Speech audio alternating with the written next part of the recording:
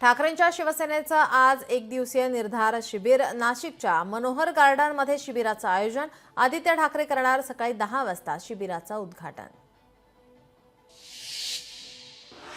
उपमुख्यमंत्री एकनाथ शिंदे राज ठाकरे यांच्या भेटीला. राज ठाकरेंची एकनाथ शिंदेंसोबत डिनर डिप्लोमसी. शिंदे राज ठाकरे यांच्या भेटीनंतर आता महाराष्ट्रात नव्या युतीची नांदी. पालिका निवडणुकीच्या पार्श्वभूमीवर भेटीला महत्त्व.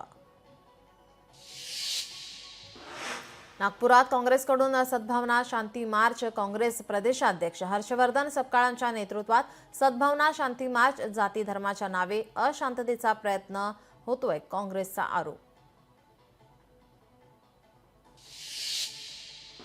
कोल्हापुरात शक्तीपीठ महामार्गाविरोधकांचं आंदोलन. उद्या होणार. शिक्षक गिरीश फोंडेंच्या निलंबनाविरोधात आज मूक मोर्चा. मोर्चात शेतकऱ्यांचा शिक्षक, महिला, विद्यार्थी घेणार सहभाग. जग बदलणारा बाप माणूस पुस्तकाच्या हिंदी आवृत्तीचे उदय सामंत यांच्या हस्ते प्रकाशन. डॉक्टर बाबासाहेबांच्या जयंतीदिनी कार्यक्रम संपन्न. विदर्भातील प्रकल्प बाधितांना 831 कोटी सानुग्रह अनुदान. मुख्यमंत्री फडणवीस यांच्या हस्ते आज अनुदान वितरण. विदर्भातील शेकडो प्रकल्पग्रस्त शेतकऱ्यांना दिलासा.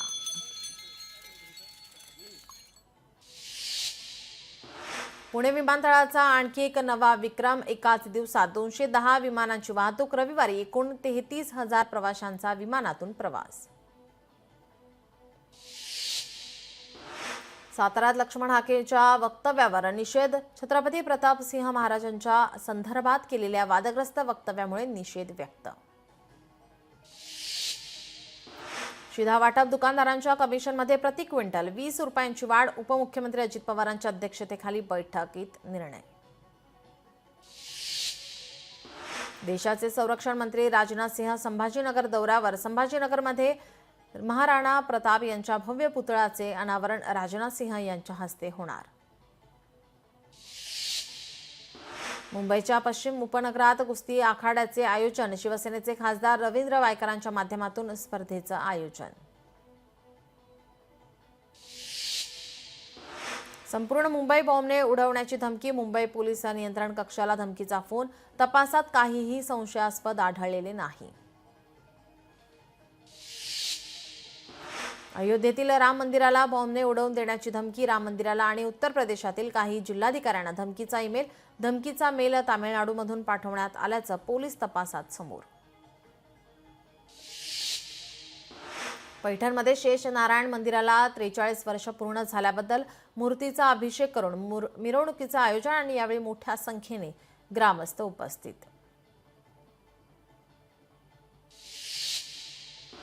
वक्फ संशोधन विधेयकाविरोधातील 15 ते 16 याचिकांवर आज एकत्रित सुनावणी. याचिकांवर सर्वोच्च न्यायालयामध्ये सरन्यायाधीश संजीव खन्नांच्या अध्यक्षतेखालील खंडपीठ सुनावणी घेणार.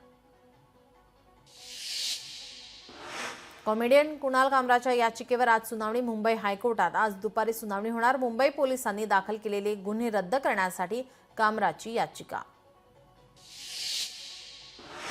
रेल्वेने प्रवास करणाऱ्या प्रवाशांसाठी आनंदाची बातमी. एटीएमची सुविधा आता धावत्या रेल्वेमध्ये उपलब्ध.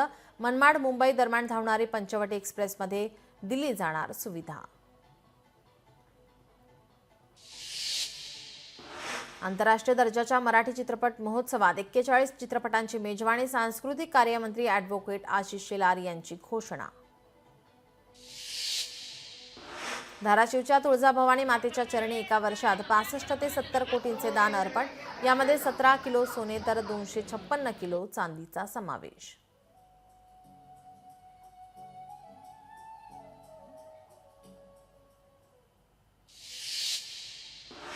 यंदा मान्सूनच्या काळात भारतातील अनेक भागात सरासरीपेक्षा अधिक पाऊस. मराठवाड्यासह महाराष्ट्राला दिलासा. अल निनोची स्थिती उद्भवण्याची शक्यता नाही, हवामानशास्त्र विभागाकडून माहिती. हिंगोलीमध्ये तापमान 40 अंश सेल्सिअसवर. तापमानात वाढ झाल्याने संपूर्ण रस्त्यांवर शुकशुकाट. काम असेल तरच बाहेर पडावं असं आरोग्य विभागाकडून आवाहन.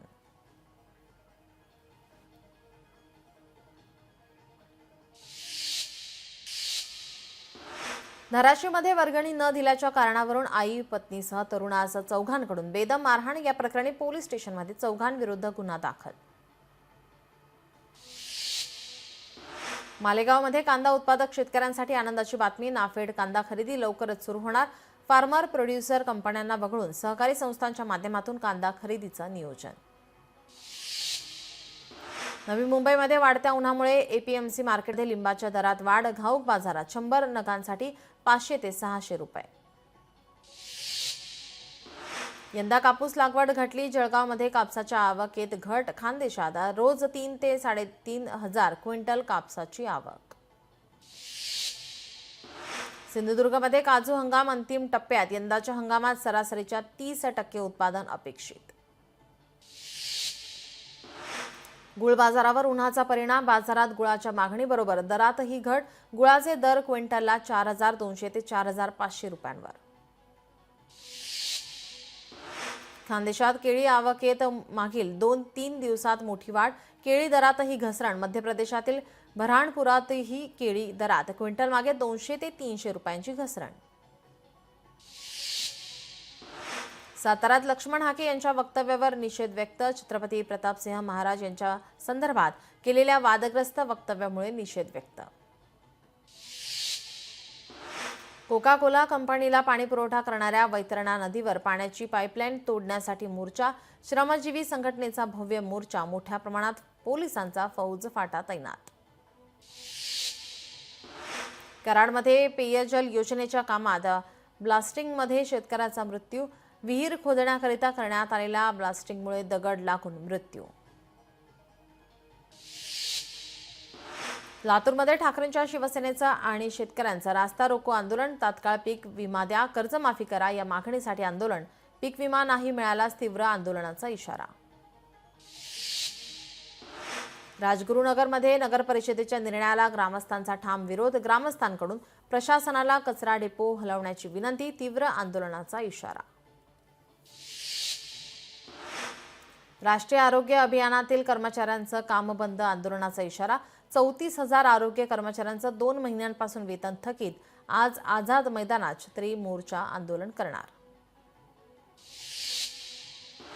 मालेगावमध्ये अंध विद्यालयातील पत्र्याच्या शेडला भीषण आग. अग्निशमन दलाकडून आग विझवण्यासाठी प्रयत्न. सुदैवाने जीवितहानी नाही.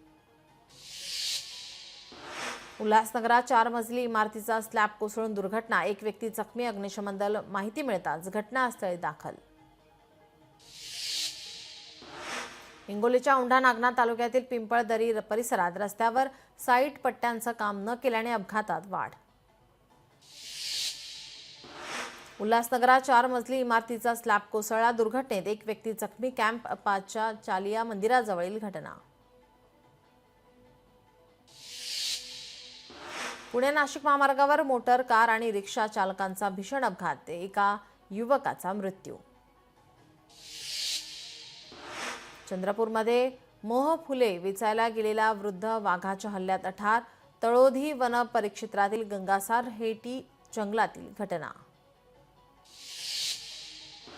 वर्ध्यात जनावरांची अवैध वाहतूक करणाऱ्या ट्रकवर स्थानिक गुन्हे शाखेची मोठी कारवाई. 40 लाखांचा मुद्देमालसह 5 आरोपी विरुद्ध गुन्हा दाखल.